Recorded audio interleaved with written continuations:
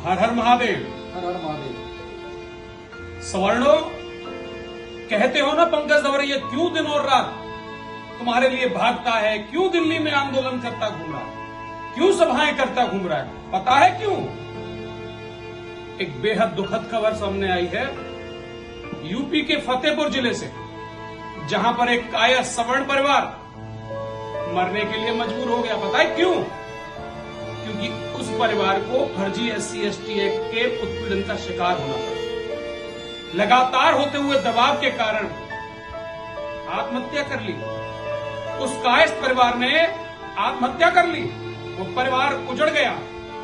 उनका अपराध पता है क्या था? उनका अपराध था वो सवर्ण थे।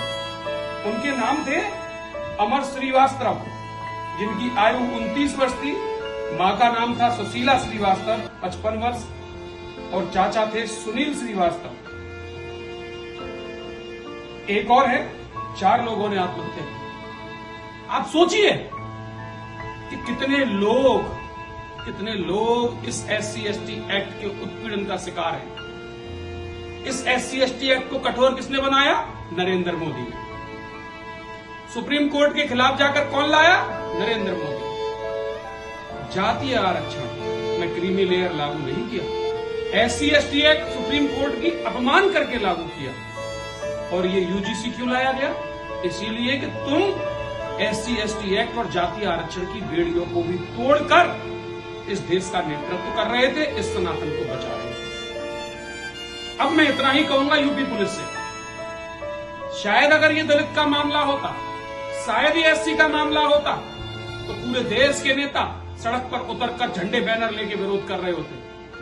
आज ये हमारे अपने सवर्णों का मामला है तो कोई नेता सड़कों पर उतरेगा नहीं, क्योंकि वो कायस्थ सवर्ण है, वो हमारा है। और खुलकर हम इस लड़ाई को अब लड़ते रहेंगे। अब और मौतें हम नहीं देखना चाहते। मैं सवर्णों से इतना ही कहना चाहूंगा कि लगातार 13 वर्षों में मुझे दर्द नहीं हुआ, लेकिन इन 3 महीने की संघर्ष के बाद, 1 महीने के सत्याग्रह के बाद, मैं उस पीड़ा को लेकर इस दिल्ली में इसलिए घूम रहा हूं कि आप दिल्ली के गली गली से निकलेंगे और कहेंगे पंकज दवरिया आओ, हम तुम्हारा अपने गली में इंतजार कर रहे हैं, और सभा करो और हमें जागरूक करो, जिससे हम नरेंद्र मोदी का विरोध कर सकें और यहां से भाजपा का सूपड़ा साफ कर सकें। क्योंकि जो सवर्णों की बात करेगा कोई भी हो, हम केवल उसी को अपने पास बैठने देंगे, वरना उसको हमारे यहां से जाना होगा और उसका विरोध लगातार जारी रहेगा, चाहे वो कोई भी दल हो। उसको सवर्णों के पैरों में बैठकर राजनीति करनी होगी। और मैं इतना ही कहना चाहूंगा फतेहपुर के सवर्णों से, उठ खड़े हो जाओ।